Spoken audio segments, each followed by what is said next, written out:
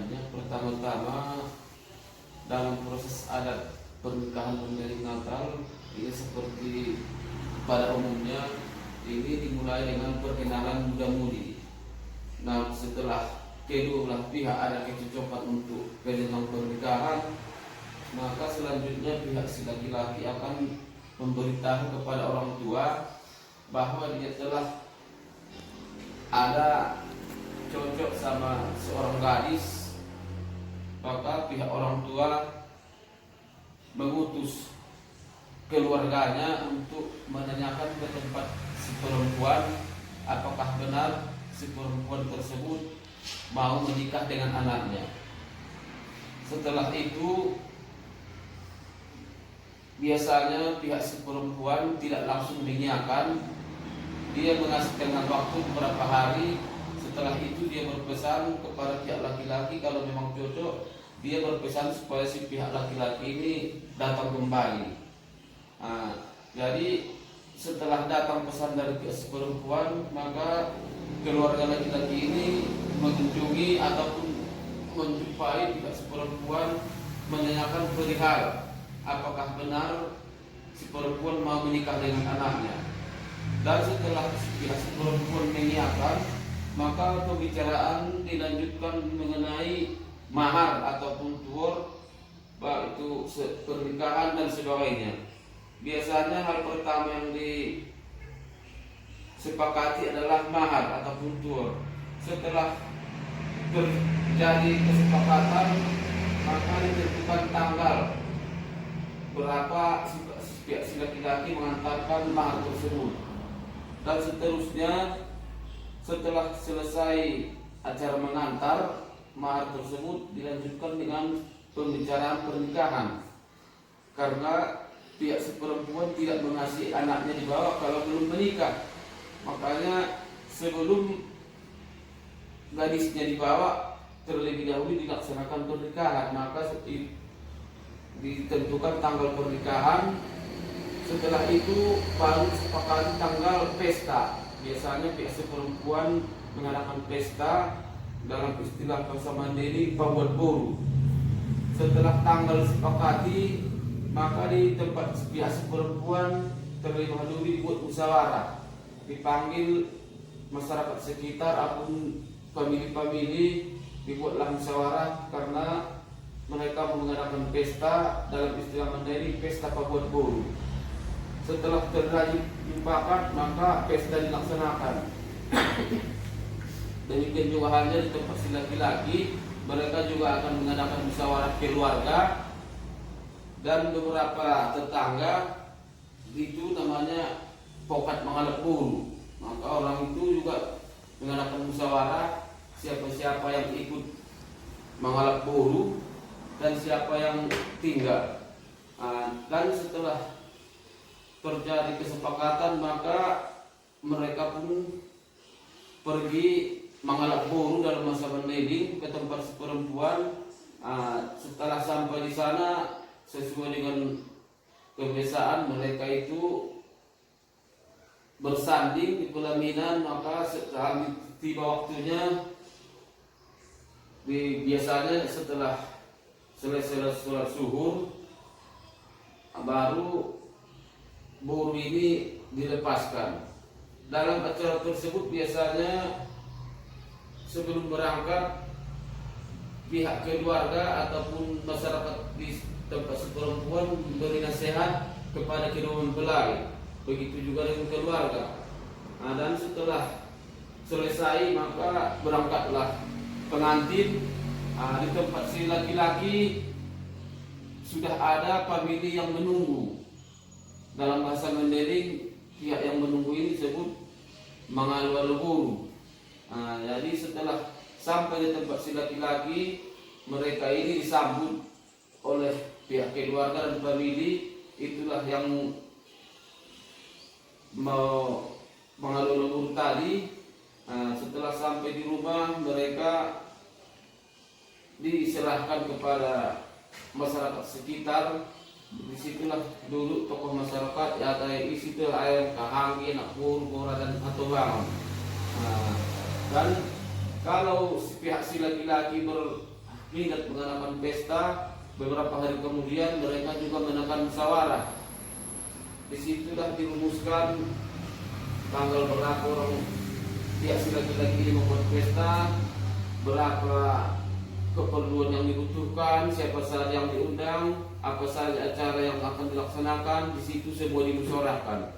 Dan setelah tercapai kesepakatan dalam musyawarah tersebut, maka pesta pun diadakan.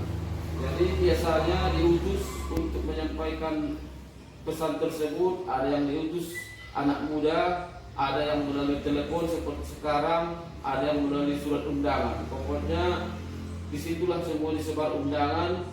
Dan seterusnya di waktu pesta itu sesuai dengan kebiasaan, biasanya si laki-laki diberi gelar. Dalam pemberian gelar ini berarti diwarnai dengan acara mengupah, upah namanya. Dan setelah itu ada juga yang diarak ke, biasanya ke masjid, itulah yang disebut fatwaikon. Dan di tempat si laki-laki juga pihak masyarakat, itulah kahanggi, anak puru, mora, dan hatoang semua akan memberikan nasihat juga kepada kedua mempelai. Jadi setelah selesai pesta, maka masih ada acara yang tertinggal yang harus dilaksanakan, yaitu barulah kali. Dalam bahasa adatnya kalau orang dulu bilang itu nebat. Dan nebat itu dilaksanakan setelah selesai pesta beberapa hari kemudian. Namun demikian, mengingat manusia sekarang banyak kesibukan, apalagi banyak yang tinggal di perantauan atau yang bekerja di pemerintahan dan sebagainya, tidak banyak waktunya untuk cuti, maka acara maulid hari tersebut bisa juga dilaksanakan pada waktu pesta Mangalak Boru. Jadi itulah kira-kira rangkaian acara dalam pernikahan adat Mandailing. Dan kalau masalah hiburan itu tergantung dan besarnya pesta kepada kemampuan yang mengadakan pesta. Dan itulah rangkaian atau proses pernikahan dalam adat Mandailing. Kira-kira demikian yang bisa saya sampaikan. Pak, ini kan satu soal lagi. Ya. Di dalam adat Mandailing itu kan ada tahapan-tahapannya. Apa-apa saja tahapan-tahapan tersebut, Pak? Maksudnya tahapan sampai ke pernikahan? Iya.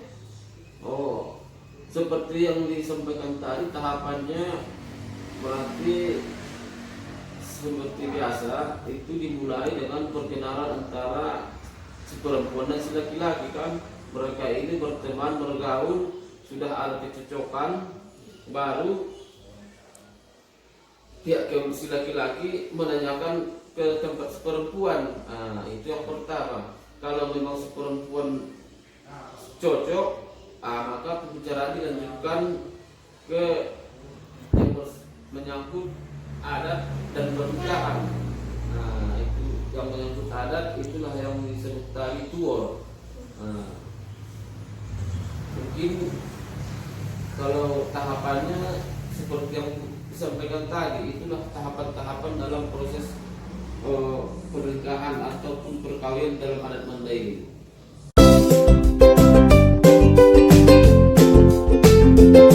Assalamualaikum warahmatullahi wabarakatuh. Waalaikumsalam warahmatullahi wabarakatuh. Kedatangan saya di sini untuk melaksanakan KKN.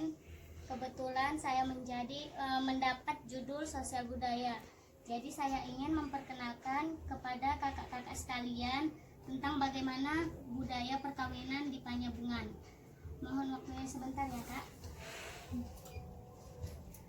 Saya akan menjelaskan bagaimana budaya perkawinan di Panyabungan. Perkawinan di Panyabungan itu sudah sebuah hubungan.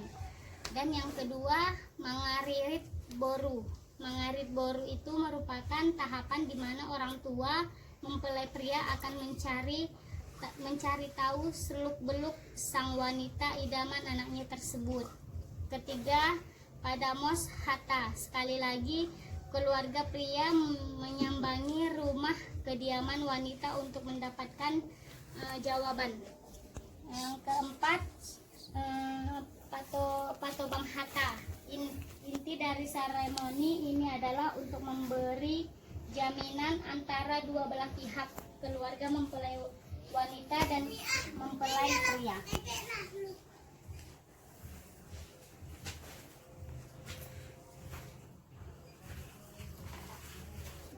Selanjutnya, manulak sere sesuai kesepakatan pihak keluarga, pria bersama kerabat datang sekitar 10-15 orang untuk menghantarkan sere atau hantaran.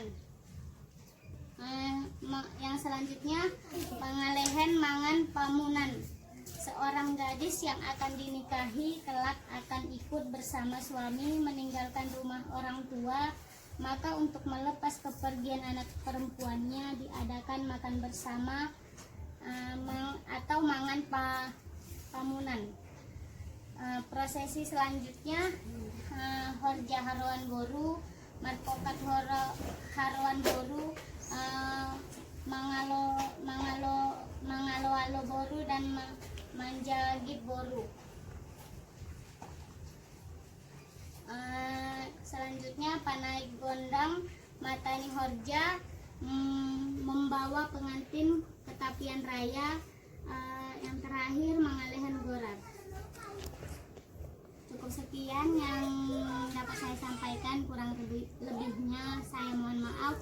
Assalamualaikum warahmatullahi wabarakatuh. Waalaikumsalam warahmatullahi wabarakatuh.